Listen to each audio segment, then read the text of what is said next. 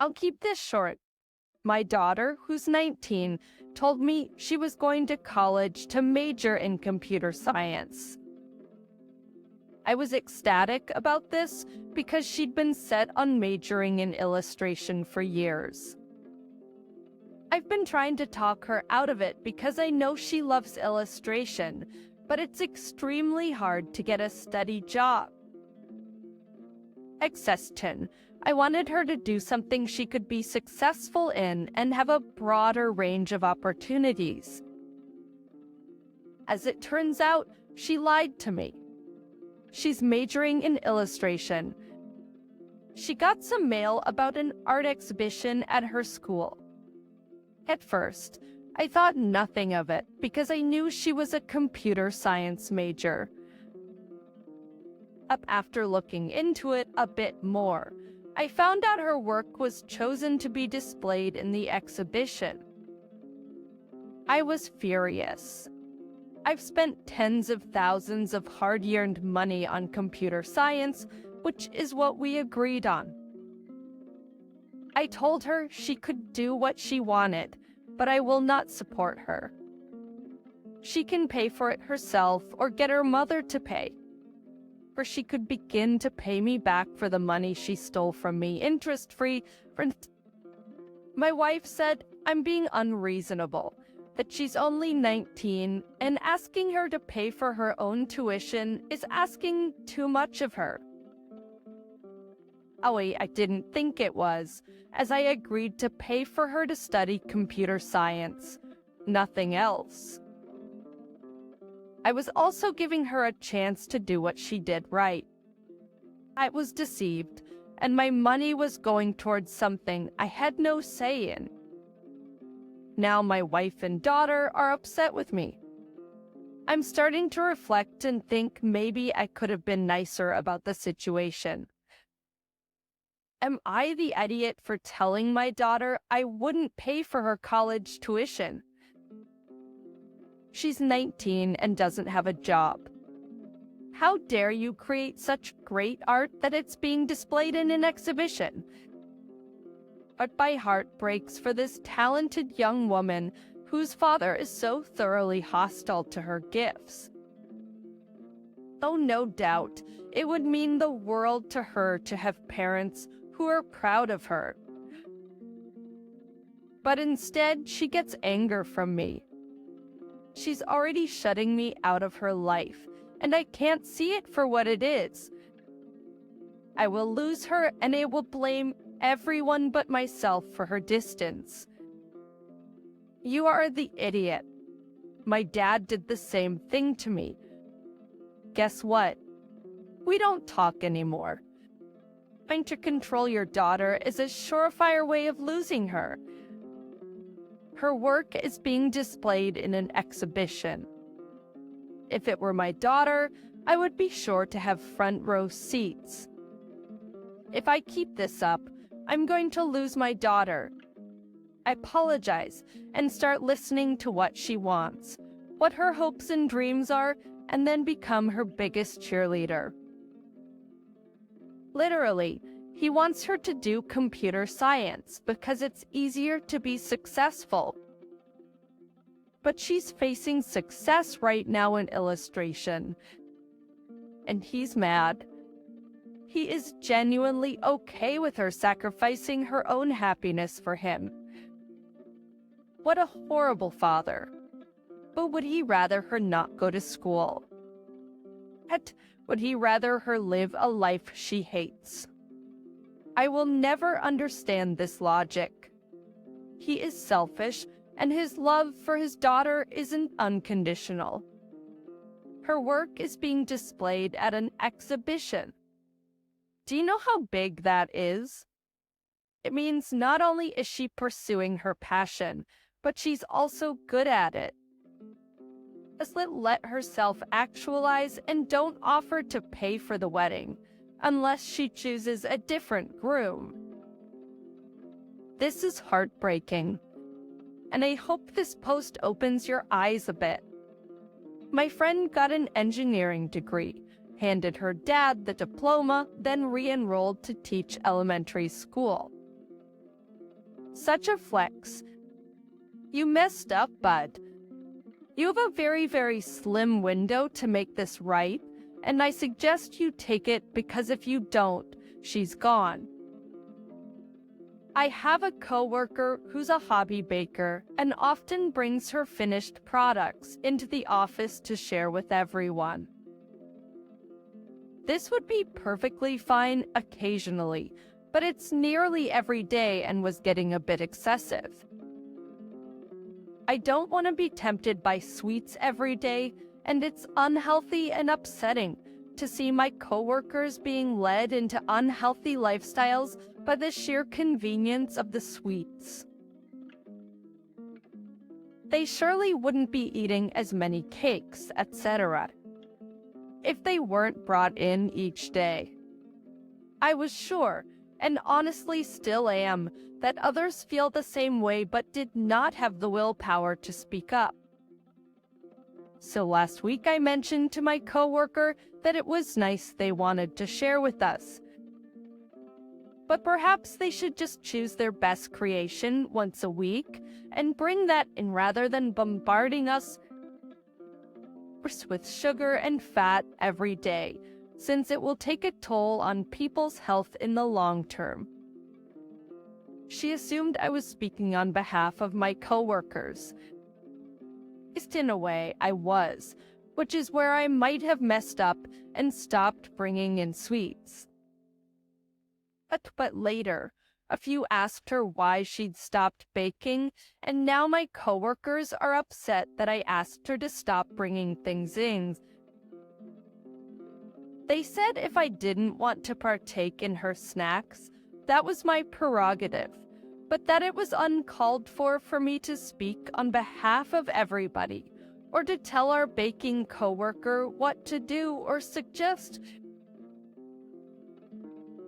She was having a negative impact by sharing. Apparently, her feelings were hurt for whatever reason, though I hadn't said anything personal. I still feel bad about it though, as it was not the intention. I feel I was just speaking my mind and looking out for everyone's best interest, but I like and respect my coworkers for the most part. So I'm worried they have a point about how I went about what I did, even if my intention was right. So am I the idiot for telling my coworker she shouldn't bring in cakes every day? Or was I the only one who would speak up for everyone's best interest? You are the idiot. Oh yes, you are the idiot. You can't just assign opinions to your coworkers, nor speak on their behalf. You're not an elected representative, and no one asked you to do this. Mind your business. You are the idiot big time. You are trying to eliminate temptation because apparently you lack self-control. It is nobody else's responsibility to handle your temptations. So develop some willpower and stop trying to manage everyone else. You're clearly trying to delude yourself that it's all for the greater good, but no, you're being completely selfish. And even if you believe that your coworkers are being led down an unhealthy lifestyle and don't have the willpower to speak up, they can decide whether they eat the dessert. It's not your decision to make for them. You unanimously decided to speak up for others, but didn't consider other people's feelings towards the matter. Also, if I were your coworker, I'd be hurt too if I was told that the sweets I made are taking a toll on people's health. So, I've been close friends with Tara for about 8 years now. Early on, we made plans to move in together. She shared a 2-bedroom with her boyfriend at the time. They had broken up, and the plan was for him to move out and I'd move into her 2nd bedroom. She texted me 3 weeks before moving in that they had worked things out and no longer wanted me to move in with her. I was angry because I had already given notice to my apartment and had to move in with my parents. She apologized profusely and had always been a good friend, so I forgave her. 3 months later, they broke up for good and he moved out, leaving her struggling to pay bills for the 9 months left on the lease. She moved back in with her parents after that, in financial ruin, as she put it. Years later, this past summer, we moved in together.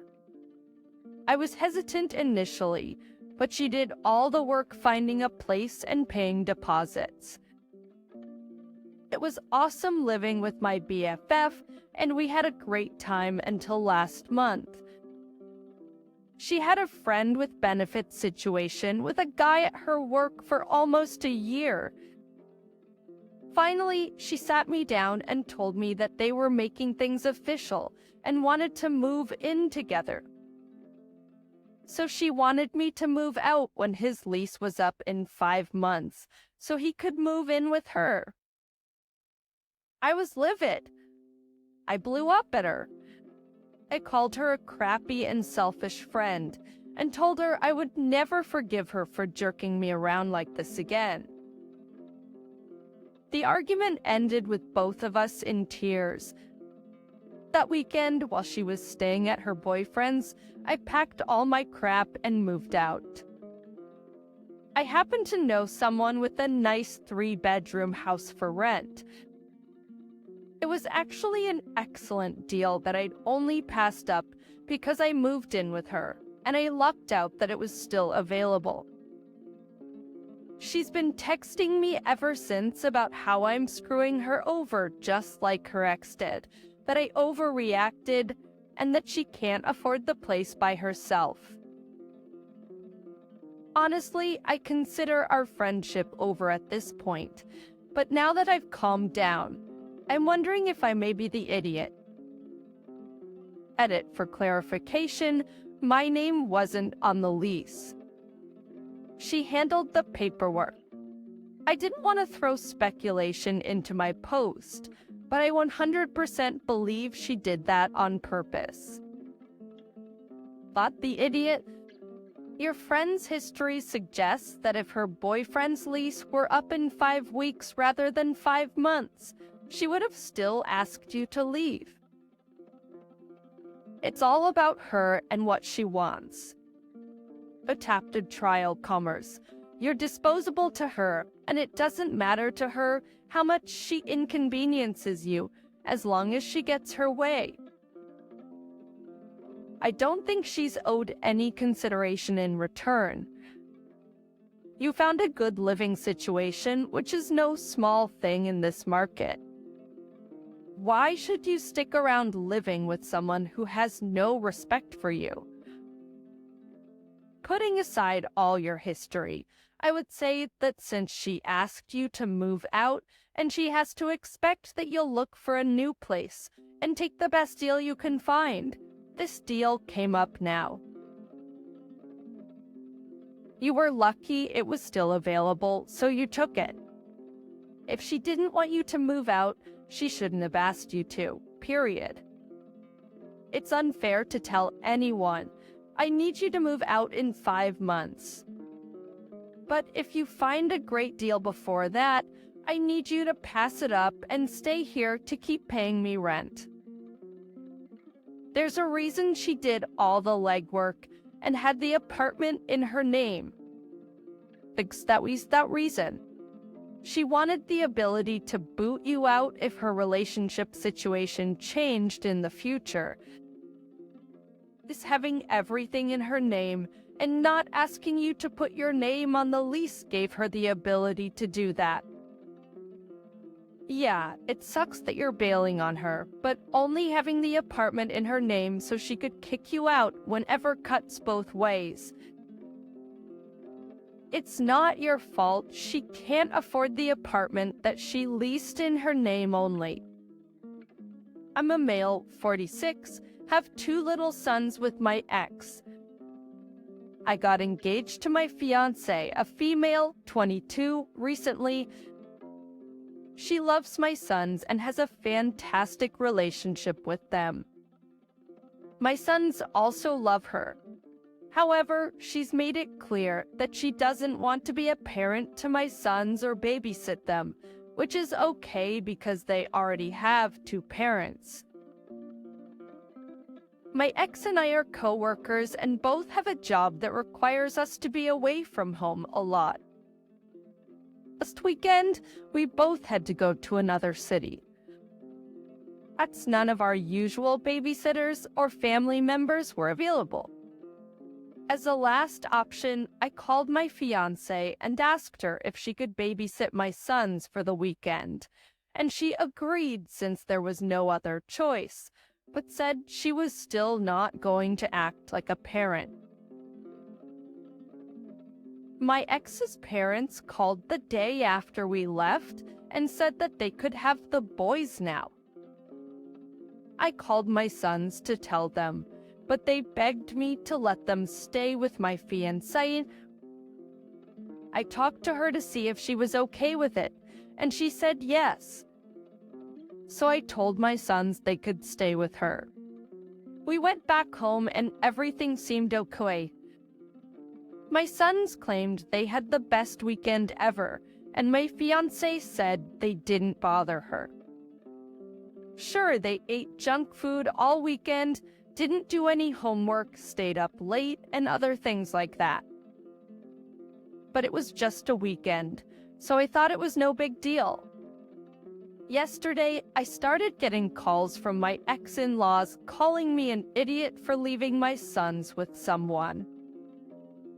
I have 2 paragraphs of text from speech to text.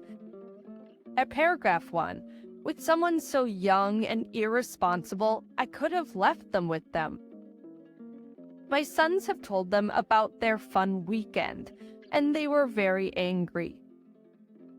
They even somehow found my fiancé's number and texted her, calling her different names. Am I the idiot? You are the idiot.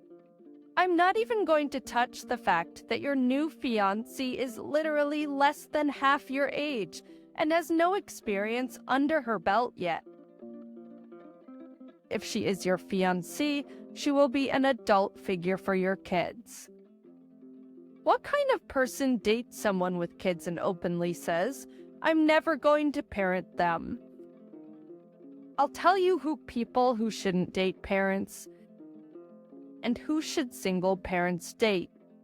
I'll tell you, not people who refuse to have anything to do with your kids and have to be asked to babysit as a last resort. Holy cow, you're more interested in this whirlwind romance with a girl who's more interested in her youthful freedom and financial stability than your children. You're looking like a bad father here. Like really bad. Midlife crisis much? End of yuck. They're engaged and she's 22. He was chasing her when she was younger. At best, she's indifferent to the kids.